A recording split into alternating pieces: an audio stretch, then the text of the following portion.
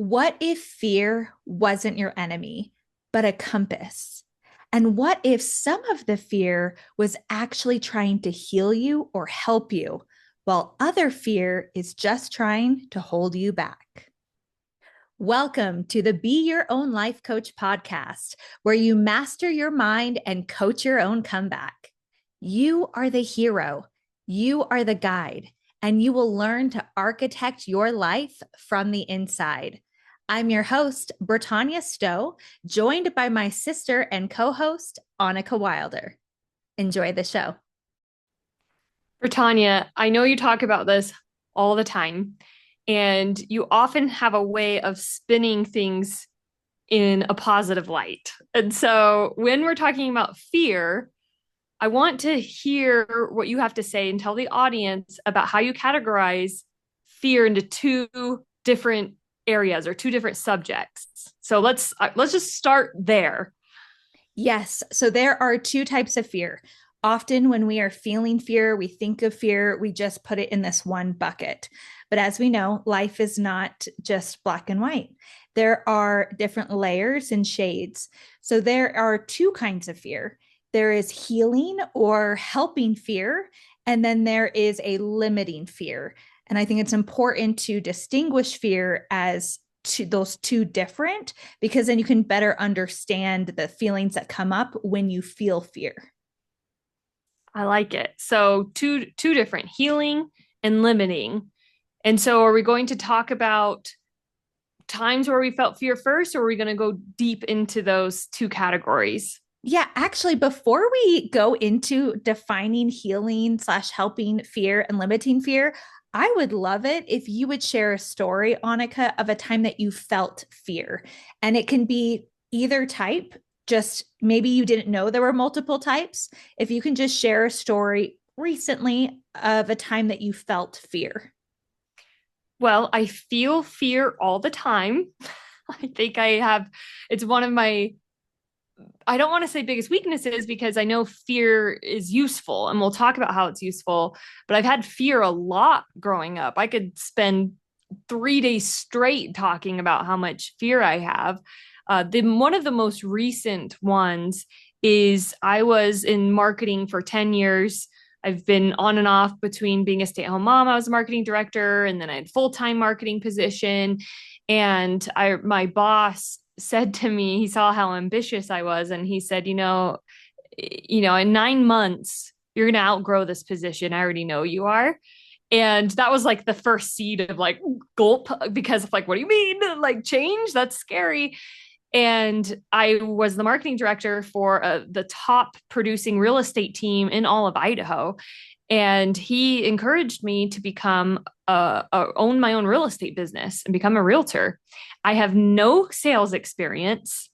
I have never worked in real estate besides being a marketer for a year. Beyond that point, I was super scared. I've never worked a commission job. I've always had hourly or salary, which feels very secure. It feels safe. And so just the idea of going from a salary to commissions totally freaked me out. So much so that I didn't do anything about it for another 9 months. I sat with it for that seed of him saying, you could do this for 9 months. And I did take the real estate test because I thought, well, I'll just take the test and it'll help me in my marketing role anyway, but I'm not going to be a realtor. I don't know. I'm not decided yet. I was too scared to commit.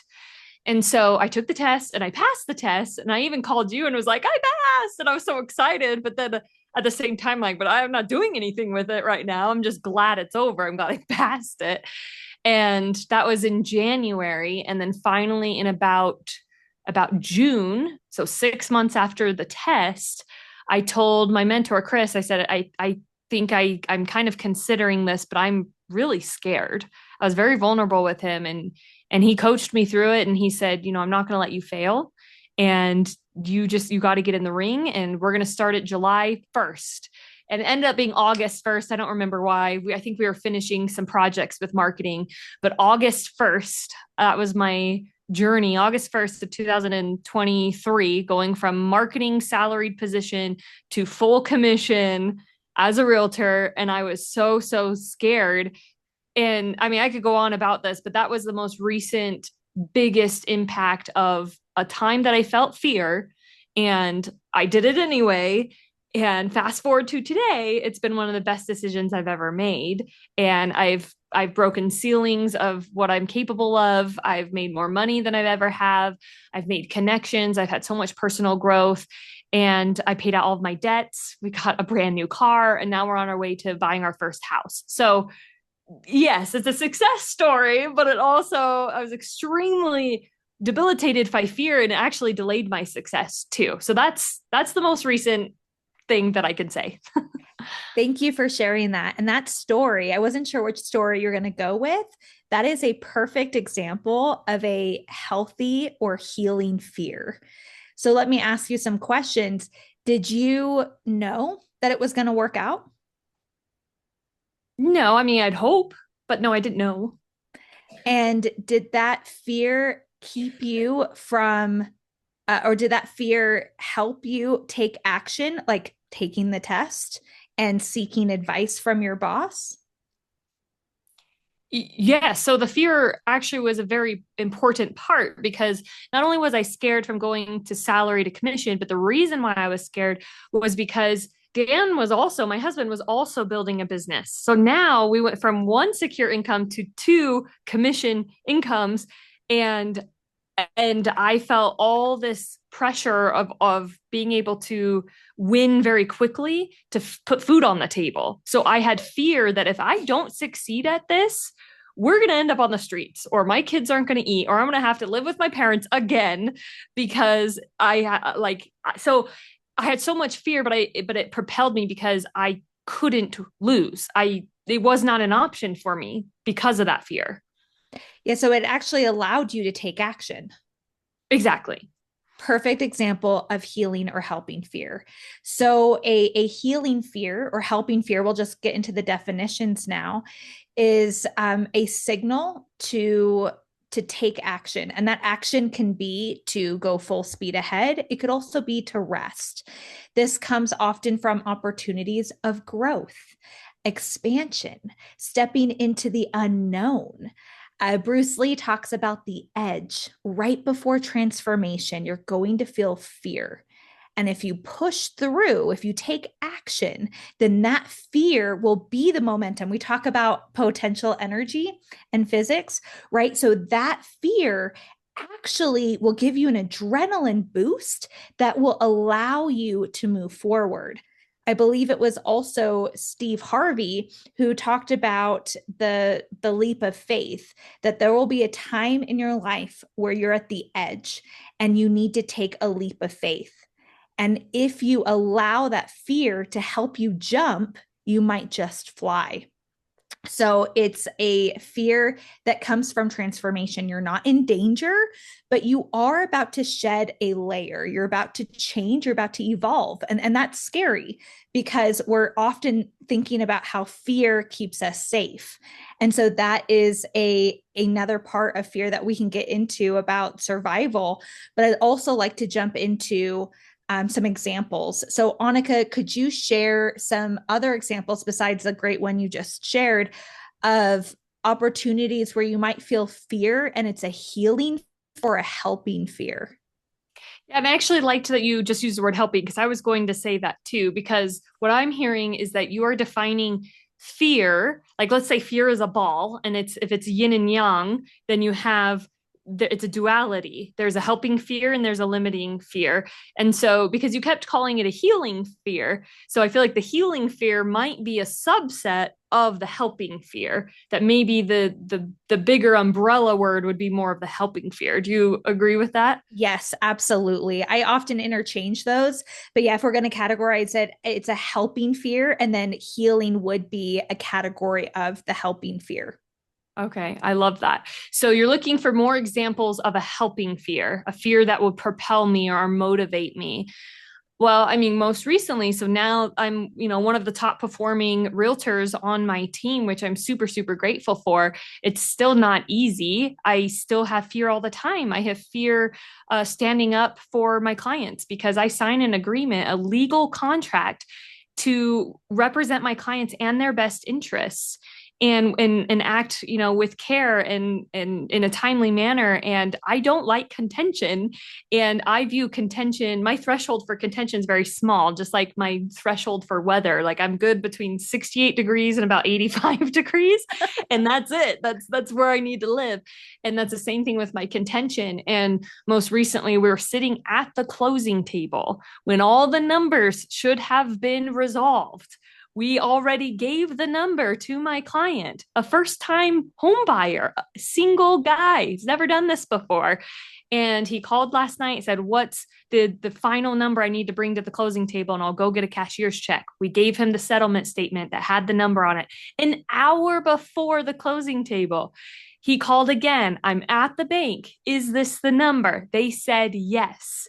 So he goes and gets a cashier check. He brings it to the closing table.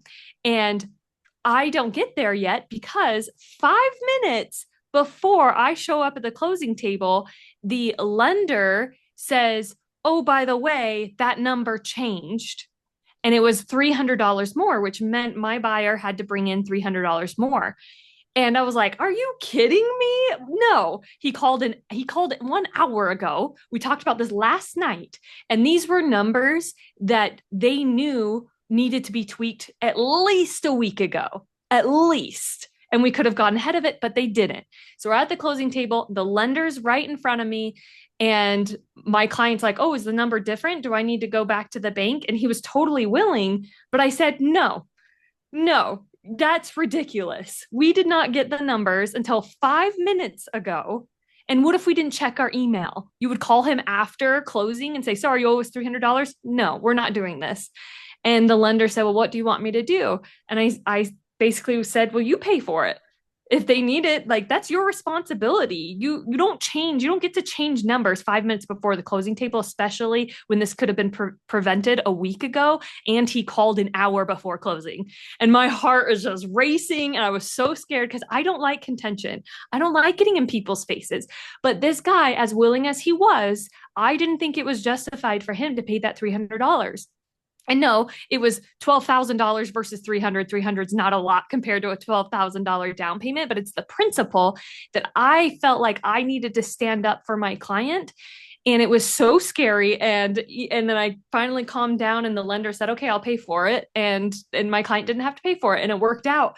And I had to like quickly gather myself. I pulled up Instagram to like try to distract my thoughts because my heart was racing. I almost started crying that I was just so scared. I don't like contention at all, but that created that action created a result that was for the best interest of my client. So what I'm hearing is you felt this fear. You weren't sure if it was good or bad fear, or a limiting fear or a helping fear, but you were able to take action. This feeling, the heart racing, and this trigger of the fight, flight, or freeze response actually allowed you to quickly think and think in favor of your client. Exactly. Now, and I will say this, I said this at the beginning, I am a very fearful person. And I should probably switch my language because I'm saying it all the time, which means I'm more fearful. Can you not say that anymore? I know. I'm so scared, but those were good fears. Those created an action that benefited me. It was a growing opportunity, benefited my client. Becoming a realtor benefited me. But growing up, I let fear really limit me. And so the limiting fears are like, I didn't really have a boyfriend all through middle school, high school, college. I had little tiny like summer flings, tiny, never been in love before my husband because I was so scared. I was scared of putting myself out there. I was scared of going in for a kiss or holding a guy's hand. Every once in a while, I would have a burst of confidence and just be like, I really like you. But it wasn't the game. It wasn't this tactful game. It was just like, I like you. Do you like me? And it didn't ever worked because it wasn't the game. Guys like to chase. They didn't want all the information. And I was so scared, and it really limited my experience in my younger years to get the dating experience that would have helped me going into my marriage. all my learning has been in my marriage about how to be in a healthy relationship. Luckily, it's working out for us. But if I wasn't so scared, I wouldn't have limited myself and limited my opportunity to fall along the way and to grow and to be a better wife now, being more prepared if I let myself. Well, exactly. It kept you small, right? This limiting fear kept you from experiencing dating and a sense of puberty and even sensuality or even sexuality that's relevant at that age.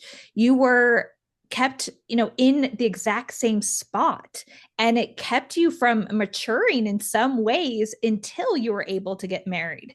And so that is exactly what limiting fear does. Limiting fear will keep you exactly where you are, will shrink you, will disguise itself as protective, right? Annika, you don't want to have a boyfriend. You don't want to date because you'll get rejected. It's not safe out there. I'll keep you safe. Stay young, stay single. And you actually were limiting your opportunities for lessons, for growth, and exploring a side of you that you couldn't explore until almost 10 years later.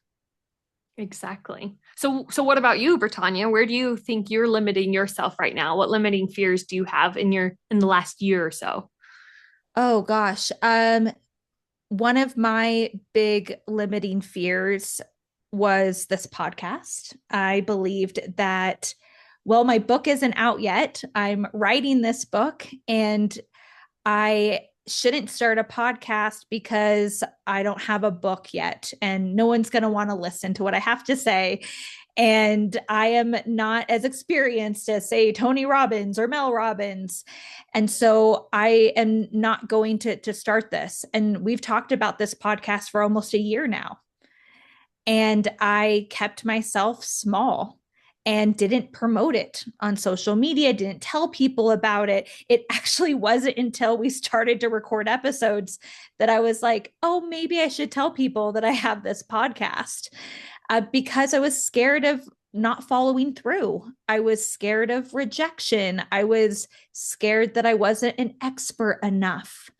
And that fear kept me, it was a limiting fear because it kept me exactly where I was. I didn't move for a year on this.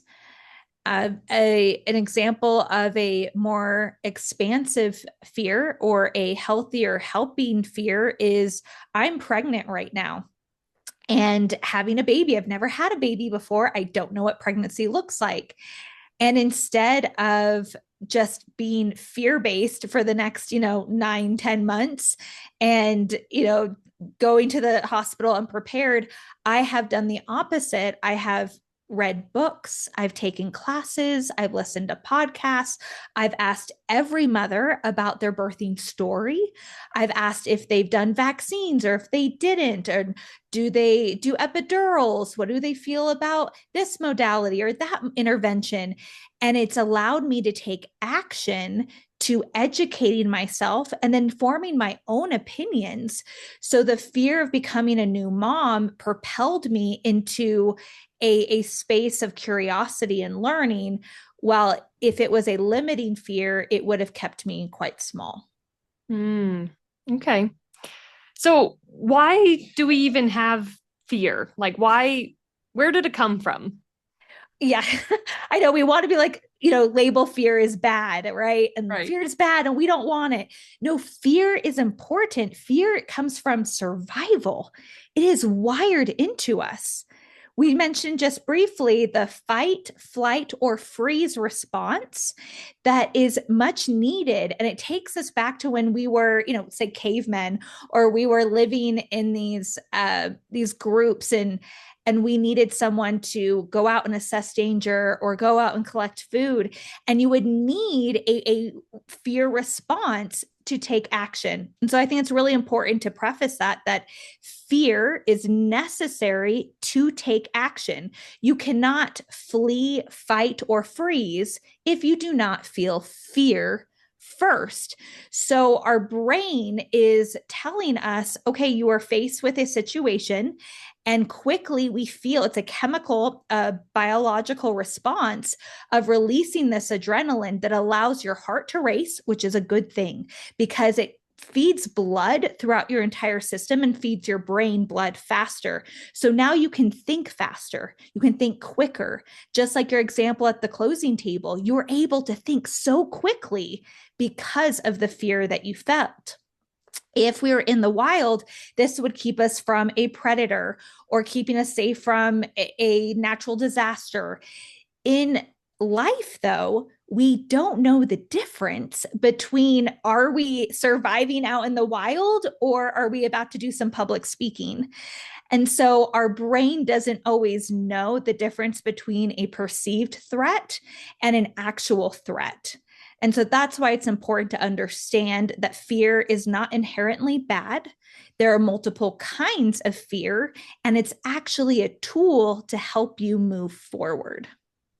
Let's say your mom died and now you're pregnant and you have all this fear that you will die because your mom died and your connection with being a mom is scary because of the trauma. Now this is all hypothetical. Obviously your mom hasn't died, but I'm just thinking if there's a connection between trauma triggers and your perceived fear versus an actual threat. Absolutely. And I want to get into this actually in a deeper podcast where we're talking about emotional fears and even irrational fears, because having a baby and thinking I'm going to lose the baby or I'm going to die because I lost my mom is on the border of a rational fear based on my experience or irrational fear because I'm healthy and just because my mom died doesn't mean I'm going to die or my baby's going to die.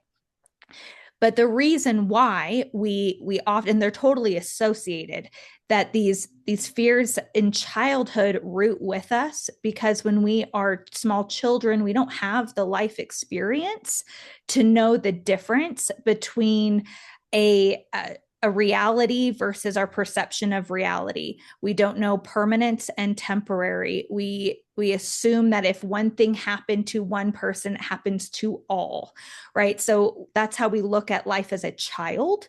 And because we look at life like that as a child and traumatic things happen to us, when we get older, it leaves these grooves and these marks. And so when things happen as an adult, we quickly revert back to our childhood trauma and go, oh, yeah, of course I'm going to lose my mom or I'm going to lose my baby. And it's this programming that we have to unprogram. So it's completely related, but know that you don't have to stay that way and stay stuck in that way of thinking.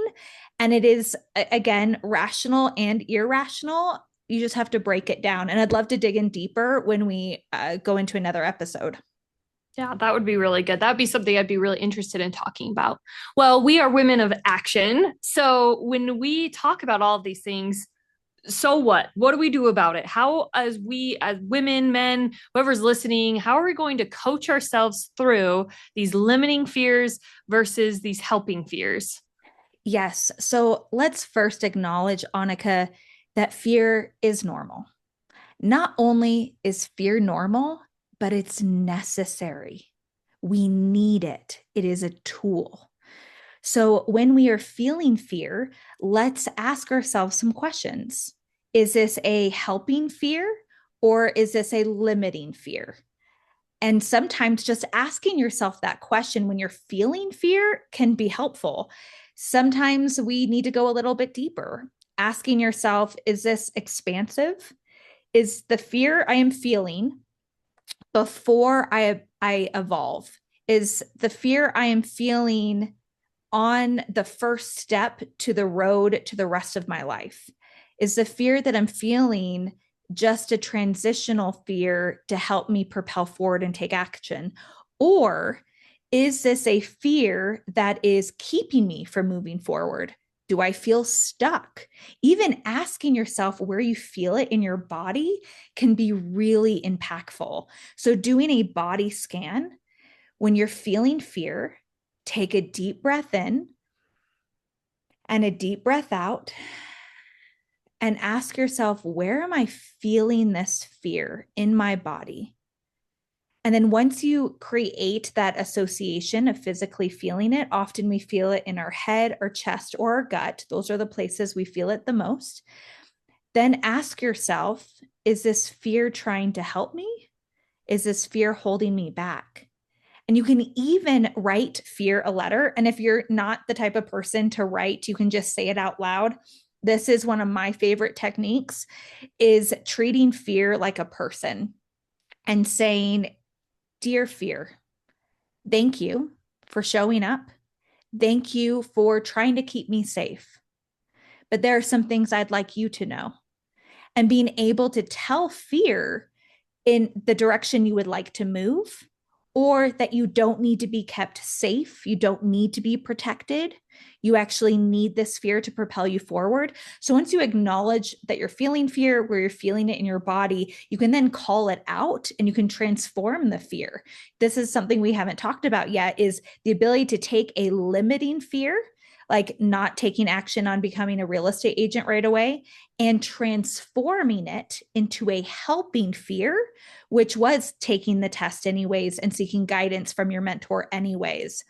Anike, as a EFT therapist, what are some ways that you have helped people process fear? Yeah, this is actually the biggest thing. That's the reason why I got into EFT, which is something I coach a lot on the side and teach people about. I got into it because I was scared to give birth and tapped, EFT is about tapping. With the exercise that I do, actually, this part doesn't have to do with tapping or EFT, but I'll just do it with you really quick, Brittanya, because I think this will be fun with you just because of your personality. I think this will be interesting too, but it'll be good for the both of us to see. So close your eyes, take a deep breath in,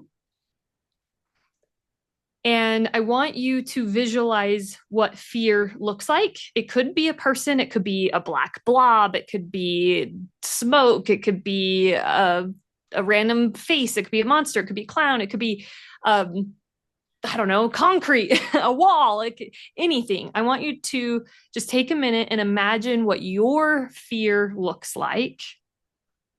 Okay, got it. Okay. And then tell me, what does fear look like? It is a over encompassing mass.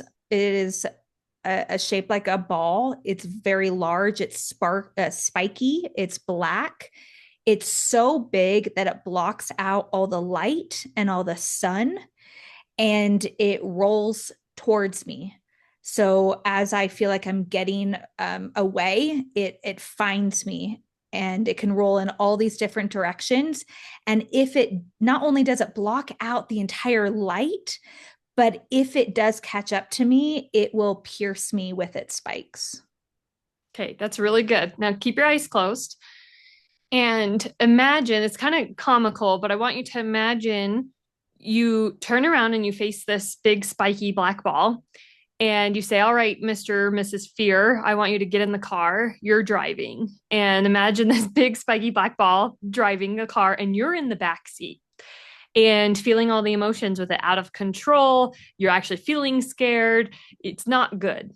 And then as you're kind of winding through the roads and fear's taking over, I want you to say, "Hold on, stop the car." And fear stops the car, pulls over, and then you say, "Get out, I'm driving."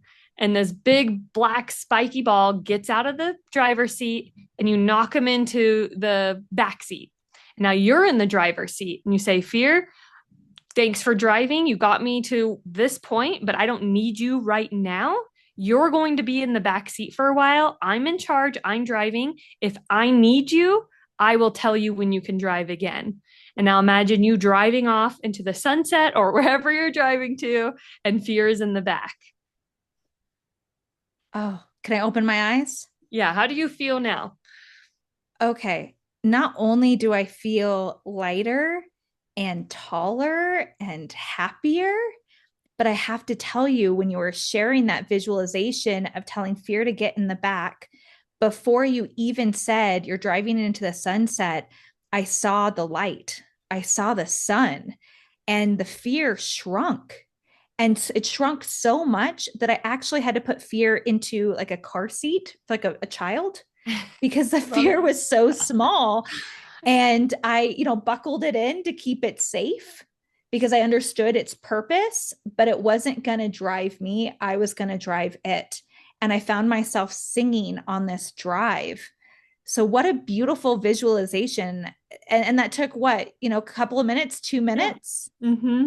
And anyone can do this. So for me, my fear looks like, I forget what they're called, but they're the big black inky looking scary spirits that like kill you in Harry Potter. I forgot what they're called, but that's what fear looks like to me. So Yes, I could yours was, totally see that. but everybody's a little bit different. Sometimes it's different colors, it's different shapes, it's different materials, and so that's why I don't give you the image. You come up with that image because everybody's fear is different. It's bigger, it's smaller, it's spiky, it's painful, it's whatever it is, and so you came up with that image, and then it's very empowering for you to say, "Get in the back seat." So anyone can do that at any time. It's just being self-aware of going, "Wait a minute, I'm feeling fear right now. Do I need this fear right now? Or is it hurting me more than it's helping me?" And then if it's hurting you more than it's helping you, then you make a change. But you got to first kind of just stop and recognize what's happening. This reminds me a lot of what Focus 3 teaches me. The Focus 3 method is about discipline. So, how discipline allows you to respond instead of react to fear. And this builds confidence. So, taking charge, right? Telling fear to get in the back, having the discipline to stop, assess, and then take action. Discipline is choosing between what you want now and what you want most. Fear wants comfort now. Discipline chooses courage anyway. This has been another episode of the Be Your Own Life Coach podcast. If you found value in today's conversation, subscribe and share the love. And remember the teachings of Lao Tzu. When I let go of what I am, I become what I might be. Until next time, trust yourself, take the wisdom, take the breath, and take the next step.